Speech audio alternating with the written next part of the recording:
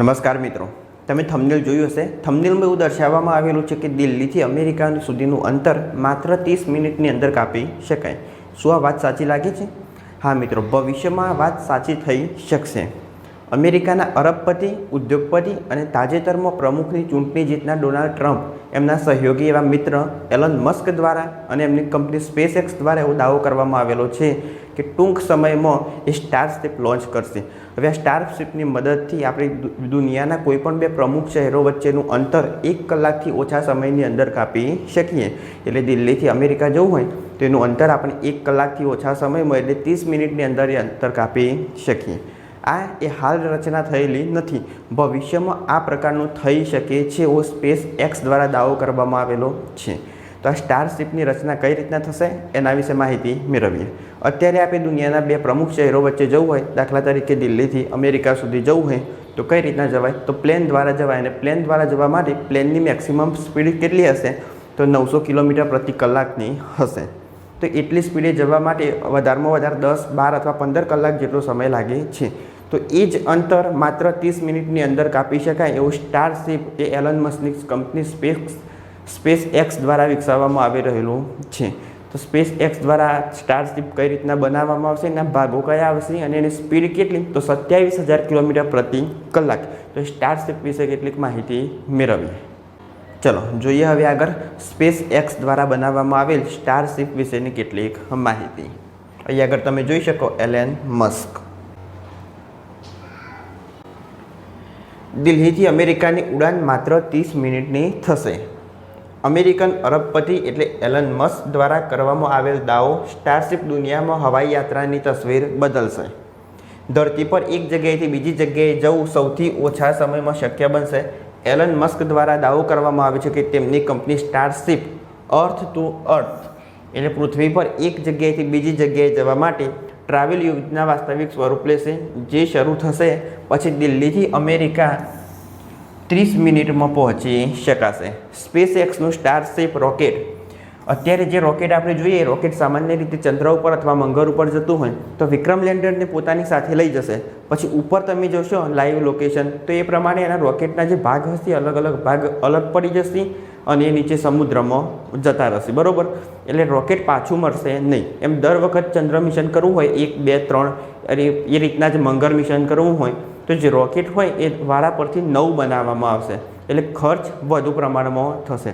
તો એ રોકેટ એ નવું ના બનાવતો એના એ રોકેટનો ફરીથી ઉપયોગ કઈ રીતના કરી શકાય એની ટેકનોલોજી આ એલન મસ્કની કંપની સ્પેસએક્સ દ્વારા વિકસાવવામાં આવેલી છે.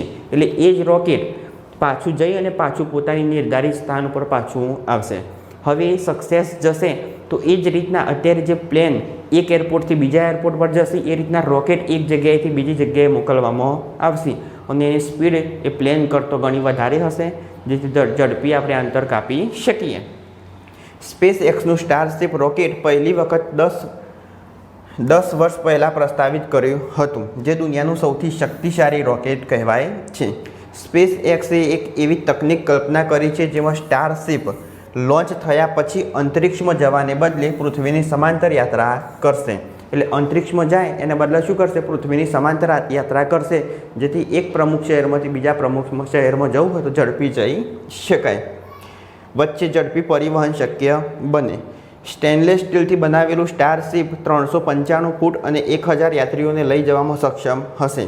જેની લંબાઈ કેટલી હશે? 395 ફૂટ જેટલું લાંબુ હશે અને એમાં 1000 યાત્રીઓ જઈ શકે એટલું સ્પેસ હશે. સ્પેસએક્સનું સ્ટારશિપ સ્પેસક્રાફ્ટ અને સુપર હેવી રોકેટ, જેને સામૂહિક રીતે સ્ટારશિપ તરીકે ઓળખવામાં આવે છે, અલગ અલગ ગ્રહોનું નિરીક્ષણ કરવા માટે જે રોકેટ બનાવવામાં આવશે એ રોકેટમાં પણ આનો ઉપયોગ થશે.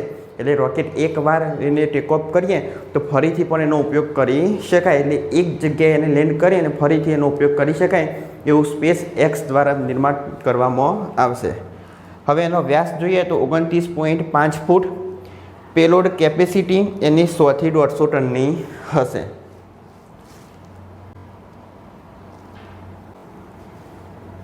અહીં આગળ તમે જોઈ શકો આ સ્ટારશિપ એના અલગ અલગ ભાગ આપેલા છે. આ નીચેનો જે ભાગ અહીં આગળ દર્શાવેલો છે, ઉપરનો ભાગ અહીં આગળ તમે નીચે જોઈ શકો. આ છે એનું એન્જિન અને આ તૈયાર સ્ટારશિપ જે ભવિષ્યમાં એક જગ્યાએથી બીજી જગ્યાએ ખૂબ જ ઝડપી પહોંચવા માટે ઉપયોગમાં થશે. સ્ટારશીપ એ સંપૂર્ણપણે ફરીથી વાપરી શકાય તેવું અવકાશયાન છે. એટલે સંપૂર્ણ ફરીથી વાપરી શકાય એવું રીયુઝેબલ અવકાશયાન છે. અત્યાર સુધી આપણે જે રોકેટ લોન્ચ કરતા એના કટકા ખુલી અને સમુદ્રમાં કોઈ જગ્યાએ પડી જતા, બરાબર, એ રીયુઝેબલ નહોતા. હવે જે આ સ્ટારશીપ બનાવવામાં આવશે એ અવકાશમાં જઈ અને પાછું એ જગ્યાએ લેન્ડ કરશે અને તેને ફરીથી ઉપયોગમાં લઈ શકાશે. સુપર હેવી બૂસ્ટર સ્ટારશીપનું લોન્ચ સિસ્ટમ પ્રથમ સ્ટેજ છે. ઓક્સિજનનો ઉપયોગ કરીને 33 રેપ્ટર એન્જિન દ્વારા સંચાલિત સુપર હેવી ફરીથી વાપરી શકાય તેવું અને લોન્ચ સાઇટ પર પાછા ઉતરવા માટે સક્ષમ છે. એટલે આ જે રોકેટ હશે એ ફરીથી ઉપર જઈ ટેકઓફ કરીને ફરીથી એ જ જગ્યા ઉપર લેન્ડ કરવા માટે સક્ષમ છે. સ્ટારશીપ 6 એન્જિન, એમાં 3 રેપ્ટર એન્જિન અને 3 રેપ્ટર વેલ્યુમ એન્જિન દ્વારા સંચાલિત છે. સ્ટારશીપ રોકેટનો ઉપયોગ સેટેલાઇટની ડિલિવરી, એના પછી આવશે મૂન બેઝનો વિકાસ, પોઈન્ટ ટુ પોઈન્ટ પરિવહન અને ચંદ્ર મિશન સફર કરવામાં મદદ કરશે. 20 એપ્રિલ 2023ના રોજ પ્રથમ ઇન્ટિગ્રેટેડ ફ્લાઇટ ટેસ્ટ સાથે સ્ટારશીપ અત્યાર સુધીનું સૌથી મોટું શક્તિશાળી વાહન બન્યું. સ્ટારશીપ એ સ્પેસ એક્સના પુનઃ ઉપયોગ સિસ્ટમ ડેવલપમેન્ટ પ્રોગ્રામમાં નવીનતમ પ્રોજેક્ટ છે અને મંગળની વસાહત બનાવવાની યોજના છે. એટલે એક ગ્રહ ઉપરથી બીજા ગ્રહ ઉપર મંગળ ગ્રહ છે એમના પર સજીવ સૃષ્ટિ અસ્તિત્વમાં લાવવી હોય તો અહીંયા કરતી ત્યાં જવા માટે આ સ્ટારશીપનો ઉપયોગ ભવિષ્યમાં થશે એવું જણાવવામાં આવે છે. રીયુઝેબલ છે એટલે જઈને અને પાછું આવી શકે, ફરીથી જઈ શકે, જેનાથી ખર્ચ પણ ઓછો થશે. સ્ટારશીપ એ સ્પેસ એક્સના પુનઃ ઉપયોગ સિસ્ટમ ડેવલપમેન્ટ પ્રોગ્રામની નવીનતમ પ્રોજેક્ટ છે અને મંગળ પર વસાહત બનાવવાની યોજના છે. પ્રોજેક્ટનો ખર્ચ કેટલો તો $5 બિલિયન. એનું વજન કેટલું તો વજન હશે 50 લાખ કિલોગ્રામ. અહીંયા આગળ તમે જોઈ શકો વજન કેટલું 50 લાખ કિલોગ્રામ. પ્રક્ષેપણ દીઠ ખર્ચ એટલે આને આગળ આપણે ચર્ચા કરીએ કે આ પહેલી વખતમાં સફળ થઈ ગયેલું નથી, અલગ અલગ 5 ટ્રાય કર્યા પછી એ સક્સેસ ગયું. તો પ્રક્ષેપણ દીઠ આનો ખર્ચ જોવા જઈએ તો $100 મિલિયન. સ્ટારશીપની હીટ શિલ્ડ બહારનો ભાગ હોય તે 1400°C સુધીનો તાપમાન હોય તો તેનો સામનો કરી શકે છે. સ્ટારશીપના બહારનો જે ભાગ હશે એ કેટલું તાપમાન 1400°C સુધીના તાપમાનનો સામનો કરી શકે. સ્ટારશીપની પ્રથમ ફ્લાઇટ ટેસ્ટ આપણે જોઈએ તો જુલાઈ 2022માં એનો પ્રથમ ટેસ્ટ કરવામાં આવ્યો. એમાં વાહનના પાયા પર વિસ્ફોટ થયો અને પ્રેશર પાઇપો હતા એ ફાટી ગયા, જેના કારણે એ પ્રોજેક્ટ કેવો રહ્યો, અસફળ રહ્યો. બાજુમાં તમે જોઈ શકો સ્ટારશીપનો ફોટો. અને નીચે આગ લાગવાને કારણે શું થયું તો જે પ્રેશર પાઇપ હોય પાઇપ ફાટી ગયા, જેના કારણે અસફળ રહ્યું. સ્ટારશીપ બીજી ફ્લાઇટ ટેસ્ટ.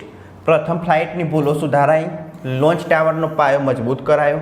અહીંયા આગળ નીચે આજે લોન્ચ કરવામાં આવશે, લોન્ચ ટાવરનો પાયો મજબૂત કરાયો. એકથી વધુ એન્જિનની નિષ્ફળતાને પગલે વિનાશ અને મિશન ફેલ. એક કરતાં વધુ એન્જિન હતા એ નિષ્ફળ ગયા, જેના કારણે આ મિશન કેવું રહ્યું, અસફળ રહ્યું. એના પછી સ્ટારશીપ ત્રીજી ફ્લાઇટ ટેસ્ટ.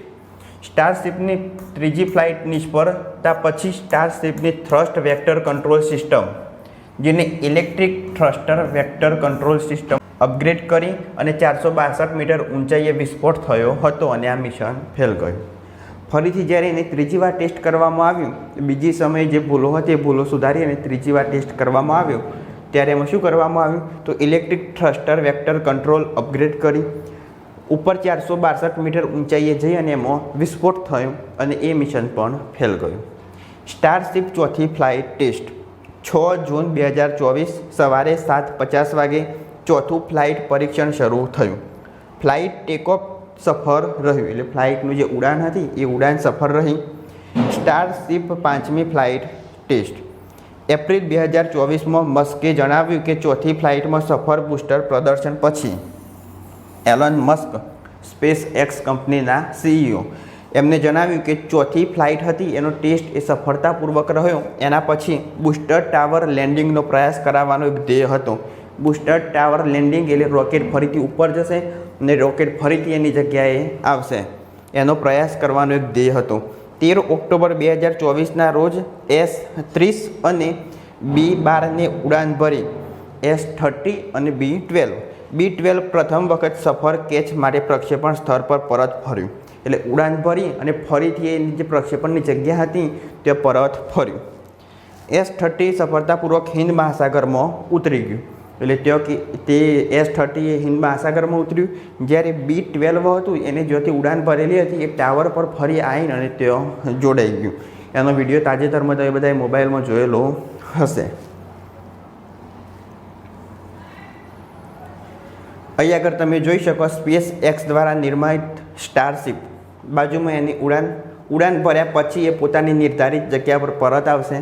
હવે આ પરત આવ્યું, પરત કમ્પ્લીટ પોતાની જગ્યાએ ગોઠવાયું, એના પછીનો આગળ વિચાર કરી શકાય કે ભવિષ્યમાં આ મુસાફરોને એક જગ્યાએથી બીજી જગ્યાએ લઈ જવા માટે સક્ષમ બનશે.